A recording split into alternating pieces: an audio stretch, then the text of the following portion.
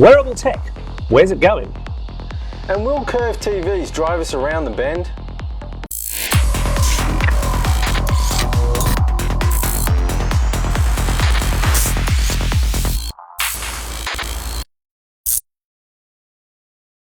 Welcome to Vertical Hold, the tech show where we channel surf through the headlines in search of the big picture. I'm Adam Turner and I'm here with the man who made the Kessel run in less than 12 parsecs, Alex Kidman. Alex, tell us what's new in tech. Well, Chewy, Telstra reseller Boost Mobile recently announced that it's cutting the data allowances on its prepaid mobile plans. When you combine that kind of news with the fact that the 4G services that the big telcos want to sell us really do suck down data a lot faster and we're paying more for it, it looks like 2014 will be the year where they're really digging into our wallets hard. Mobile phone contracts are dropping in popularity, with only 40% of new phones sold on a contract in 2013, down from 60% in 2012. Analysts put the trend down to the fact that phones are getting cheaper and people are less prepared to stick with a 24-month contract. Google's latest acquisition is home appliances manufacturer Nest, which was founded in part by one of the original design team for the iPod. Nest makes home monitoring devices, thermostats and smoke alarms and the like. And it would appear that Google's pretty keen on staying cool and fire-free, given the reported $3.2 billion it's paying for Nest. As Windows 8 struggles to make headway, there's already talk of its replacement. The details of Windows 9, aka Threshold, are expected to be revealed at the Microsoft Build conference in April, and it could go on sale as early as next year. I guess Microsoft will be hoping that, like Vista, people hurry and skip Windows 8 and just make the leap to Windows 9. So Adam, you've recently been checking out the big Consumer Electronics Show in Las Vegas. What did you see, what did you like, and what didn't you like? Well, what I saw was a hell of a lot of televisions, which wouldn't come as a surprise to anyone that follows CES. Curved is the new black, clearly. I'm still not 100% sold on it, but what I saw was big-ass curved. And I think, like us, is the bigger the better when it comes to curves. I saw a couple of 21:9 100-inch televisions from LG and Samsung, and at that point, the curve actually seems to make a lot of sense. It really feels natural and encompassing. I'm not convinced that it works on the smaller televisions, but bigger is better when it comes to curved. The other interesting thing was that both of those vendors have curved televisions that can let you adjust the television so it either goes straight or it goes curved. So in theory, you've got the best of both worlds, but I'm not necessarily convinced that people want to use it that way. And what I'd love to see is 12 months after these televisions have gone on sale, some stats about how many people put it curved or put it flat and just leave it there. I'm not convinced that people want to switch between curved and flat all the time depending on what they're watching.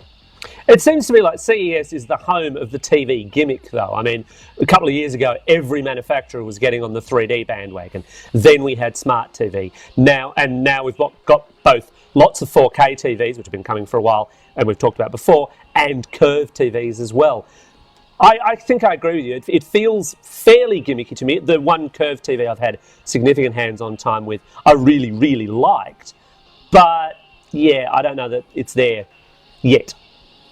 Yeah, 4K was everywhere. Every man and his dog had a 4K television on show, but curved was the big thing. Yeah, it just feels a bit like a novelty, a bit like 3D, a bit like just another reason to try and get you to buy a television. I'm not convinced, but we'll have to wait and see if people respond to it. Like I said, the bigger a television is, the more natural that curve seems to feel. And the more pain it's going to be to wall mount, I'd guess. Yeah, well, that's the thing. Like the ones I was looking at, they were 105-inch 21:9 televisions. Looked beautiful on a stage floor, but not really that practical for your average lounge room or your average budget. Although at 109 inches, for some small apartments, that almost would be a wall. Exactly. You get 5 of them and you build yourself your own apartment. It's not a cheap apartment. What else did Good CES have to offer, though? I think home automation was the other really big thing. As you say, we saw a lot from Nest, which a couple of days later was bought by Google, and they do the internet-enabled smoke detectors and all that kind of stuff. Belkin extended their Wemo range of home automation stuff. Light bulbs, sensors, this kind of stuff. It's all tying together. It was interesting that I was having a chat to the people in the Zigbee stand. Now, Zigbee is a short-range wireless protocol that you don't really hear much about, even though it's one of those underlying technologies that's trying to stick everything together. The Zigbee Alliance has big plans. In Victoria, where I'm from, all of the smart meters have Zigbee wireless built into them. And they're looking to do big things this year because they don't just want to have the smart meters that let you see, how much electricity your dishwasher's using, but also a lot of this home automation stuff also works with Zigbee as well. And they sell Zigbee gateways, or they'll connect straight back to your smart meter. So as the smart meter stuff comes together and the home automation stuff comes together, I think Zigbee might be the secret sauce that brings it all together. And we've been hearing about this stuff for a long time, but I think this year might be the year it actually starts to come together. Yeah, I mean, if they have managed that kind of rollout in Victoria, that's kind of impressive, because it does become, as you say, a bit of a stalking horse, a bit of a, well, we want to implement this, well, hey, everyone's already got it. At which point, it makes sense to go out and buy other Zigbee stuff because you've already got it. It's the greatest technology you've never heard of, and that's the big challenge with Zigbee. I don't think they actually care whether or not anyone knows what Zigbee is. It's that underlying glue that holds things together, and I think it could be what helps this stuff get off the ground. Yeah, I have this funny feeling we might see it under a few different manufacturer names, because let's face it, Zigbee sounds like a children's cartoon character, doesn't it? It does, just a little bit, yeah. So I also saw a lot of wearable tech at CES. Alex, you're into this kind of stuff. Where do you think wearable tech might go this year? Well, look, I think it'll be really interesting to see exactly where it goes this year and into the next couple of years, because 2013 was a year where wearable tech was a big buzzword, and some companies made a lot of noise about it. You had Samsung with the Galaxy Gear. Lovely idea. Sorry, not great implementation, especially at the price. You had Sony with a slightly cheaper smartwatch. You had Pebble, and look, I'll freely admit I've got a Pebble on my wrist right now, and I quite like the thing. But it's wearable tech 1.0, and in some ways it's almost wearable tech 0.5. It's not even quite there yet. What do you think it's missing? What do we need for this to work? Well, look, I think the big thing that wearable tech does right now is it supplements stuff you can already do. So I've got a Pebble on my wrist right now, and when I'm driving, it buzzes up and tells me when an email's come in. That's actually kind of handy, because I can flick my eyes down and go, oh yeah, it's another piece of spam, don't care. Or I can go, oh, there's a piece of email I should attend to straight away, pull over safely, park safely, and then attend to it. Yeah. So that's kind of handy, but it's nothing really that my smartphone can't already do. Most of the fitness trackers that are out there, this being the other big popular currently available bit of wearable tech, most of the fitness trackers do what smartphones do. Again, you can use an Apple iPhone or a Samsung Galaxy S4 as a virtual kind of pedometer, and they have health bands and meters, and there were tons of those at CES as well, I know. But so far, they're all they're Internet of Things in that they're hooking into existing services. What we're not seeing a lot of with wearable tech just yet is standalone, here is the actual computer on your wrist. Here is the thing that will supplement the smartphone rather than use the smartphone as its brain. Because I think once you make that leap, you start to actually add an awful lot more value. Right at the moment, you're actually saying to people, well, we want you to spend 150, 250, 400 bucks on a digital watch, but you've got to have your phone with you at all times, and you've got to charge it all the time. And it's a bit of a nuisance in some ways, because when it goes flat, it's just dead. And if you don't have a smartphone, it's really dumb. Yeah, I'll admit that I haven't really followed the wearable tech area that closely, but that's the one thing that always crosses my mind is I have a very expensive smartphone in my pocket, and it seems to do pretty much all the things that this stuff's talking about.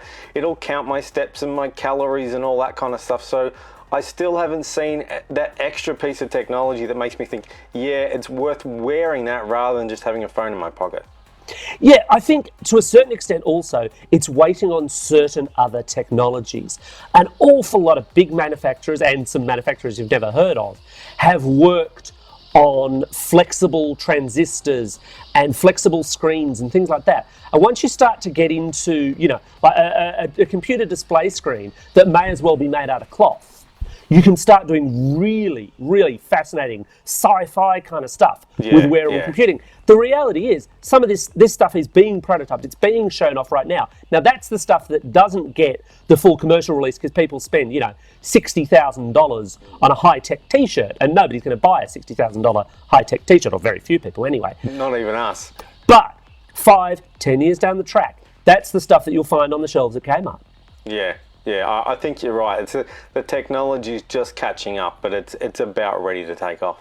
Yeah, I don't know that 2014 is going to be the tipping point. I think we'll just see iterations of the existing smartwatches, the existing smart glasses. I mean, Google may well eventually release glass. It's certainly probably got itself enough publicity to pay for the thing already as it is, but it's not the only competitor in that space.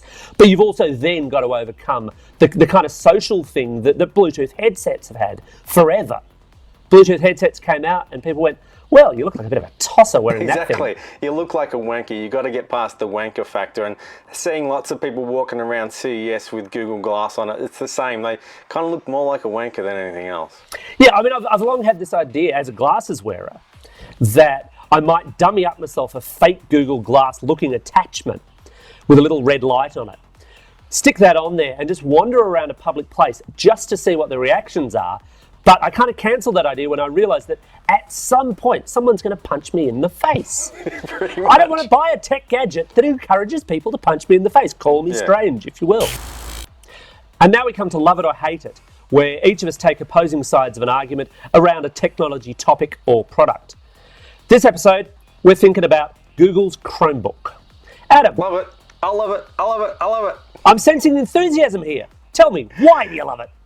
It just works for me because I'm very much a Google person. I use Google Drive. I use a lot of different Google services, and to me, a Chromebook just works. It's nice and light, and I can jump between my devices because I use Chrome to sync all my settings between my devices. I can jump from my Mac to my Chromebook, and everything's just there. It just works. I understand the shortcomings. I understand when you get offline, you can be in a bit of trouble, but for me, it's everything that I want. It's dirt cheap, it's light, and everything I need is right at my fingertips. So for me, a Chromebook makes a lot of sense. But that doesn't mean I would recommend one to everybody. You got to think about how you use it. For me, yeah, love it. Okay, well, taking the hate it position, look, I think there are big problems with the Chromebooks that you can buy right now. They're budget laptops, but especially in Australia, they're not budget enough. Plain and simple. I can go out and buy a laptop for near or often identical the price to a Chromebook running full Windows. A full Windows machine is more capable. End of story. A Chromebook is not bad at interacting with Google services. That's what it's built for. It's built to sell Google. It's built so they can sell you ads, because that's ultimately Google's aim. But currently, give me the choice between that and a Windows machine, and I can't see too many reasons why you wouldn't go the Windows machine, which can access those same services as well. And you know, I'm a MacBook user. I don't own a Windows notebook at the time of writing, or the time of speaking, I should say. That's a bad habit. That aside, the other issue actually is that they're cheap notebooks that feel really quite cheap. There are very few Chromebooks that feel particularly premium, and as soon as you open them up, as soon as you start using them, you realise, ooh, that trackpad's a little bit off, that keyboard's not great, ooh, screen resolution's a bit... And sure, you're not paying a whole lot of money, but you still get that sense straight away. And I think within the overall competitive environment where you could buy a tablet if you wanted a more entertainment-y thing, and obviously the cheaper tablets tend to be Android ones anyway, so Google still wins, or you could buy a notebook, and yes, you'd be buying a low-end Windows notebook. You might be buying last year's Windows notebook, but still, I think in a lot of cases that'd be a better offering. If we saw Chromebooks in Australia at the kind of prices you see them at in the States, then yes, an awful lot of my reluctance would fade away, because there'd be a clear $100 and in some cases $200 between that and your entry-level Windows notebook. As it stands, we don't see that, and I don't see the value entirely. Yeah, I'll give you that. I love the idea, but I don't necessarily love the prices that you see them at in Australia. You do have to be saving some money. If you're still paying that premium of a full notebook but getting half a notebook, it doesn't make as much sense. But if you're treating it as your secondary machine, you're getting a good price on it, and it's just that, you know, secondary machine you grab as you walk out the door to know that everything's there when you need it, it can make a lot of sense. Well, that just about wraps it up for this episode of Vertical Hold. I'm Alex Kidman, and with me has been Kashik's favourite strategically shaved son, Adam Turner. Raw.